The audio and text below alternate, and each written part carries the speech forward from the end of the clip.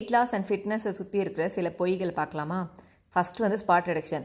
Arm fat இருக்கா, தை fat இருக்கா, அப்டமனில் fat இருக்கா, இந்த எக்ஸசைஸ்லாம் பண்ணும்போது இதெல்லாம் குறைய ஆரம்பிக்கும் அப்படின்னு சொல்லிட்டு ஸ்பெசிஃபிக்கான பார்ட்டுக்கு எக்ஸசைஸ் பண்ணி ஸ்பாட் ரெடியூஸ் பண்ண வைக்கலாம் அப்படின்னு நம்ப வைக்கிறது. ஸ்பாட் ரிடக்ஷன் கண்டிப்பாக நடக்காது. ஓவரால் பாடி ஃபேட் பர்சன்டேஜ் குறையும் போது தான் உங்களுக்கு வந்து அந்தந்த இடத்துல இருக்கிற ஃபேட் ஸ்டோர் ஆகிறது வந்து பேர்ன் ஆக ஆரம்பிக்கும். ஒரு இடத்துலேருந்து நாம் டார்கெட் பண்ணி ஃபேட் லாஸ் பண்ண முடியாது. அடுத்தது வந்து நிறைய ஸ்வெட் ஆச்சுன்னா நிறைய ஃபேட் பர்ன் ஆகுது அப்படின்னு சொல்கிறாங்க. அப்படி இல்லை, நீங்கள் வந்து வேர்க்க விறுவிறுக்க எக்ஸசைஸ் பண்ணி ஸ்வெட் ஆனால் மட்டும்தான் உங்களுக்கு ஃபேட் லாஸ் நடக்குது அப்படின்றது தப்பு. அடுத்தது வந்து ரைஸ் சாப்பிட்டா மட்டும்தான் வந்து வெயிட் கெயின் ஆகுதுன்னு சொல்லிட்டு நிறைய பேர் ரைஸை ஸ்கிப் பண்ணுறாங்க.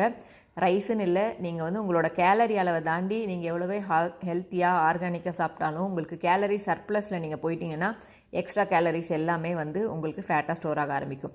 அடுத்தது வந்து ப்ரோட்டீன் பவுடர் எடுத்தாலே வெயிட் லாஸ் ஆகும் அப்படின்னு நினைக்கிறாங்க. வெயிட் லாஸ் ஆகணும்னா நீங்கள் கேலரி டெஃபிசிட் இருந்தாகணும். அதனால் மட்டும்தான் வெயிட் குறையுமே தவிர சப்ளிமெண்ட்டால் குறையாது. ப்ரோட்டீன் பவுடர் இல்லை வே ப்ரோட்டீன் எதுக்கு எடுத்துக்கிறதுனா, உங்களோட டே டு டே ப்ரோட்டீன் ரெக்குயர்மெண்ட்டை உங்களால் ஹோல் ஃபுட்ஸ்லேருந்து எடுத்துக்க முடியல அப்படின்னா நீங்கள் வந்து சப்ளிமெண்ட்டாக வே ப்ரோட்டீன் எடுத்துக்கலாம்.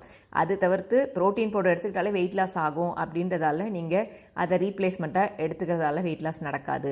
அடுத்தது வந்து எக்ஸசைஸ் அப்படின்னு வரும்போது வாக்கிங்கே போதும் அப்படின்னு நினைக்கிறாங்க. வாக்கிங் அப்படின்றது ஒரு நல்ல நிறைய ஹெல்த் பெனிஃபிட்ஸ் இருக்கிற ஒரு ஆக்டிவிட்டி. ஆனால் எக்ஸசைஸ்ன்னு வரும்போது எக்ஸ்பெஷலாக ஃபேட் லாஸ் ஆகணும், உங்களுக்கு மசில் லாஸ் ஆகாமல் வந்து ரீட்டைன் பண்ணணும் அப்படின்னு நினச்சிங்கன்னா கண்டிப்பாக ரெசிஸ்டன்ஸ் ட்ரைனிங், அதாவது வெயிட் லிஃப்டிங் பண்ணியே ஆகணும்.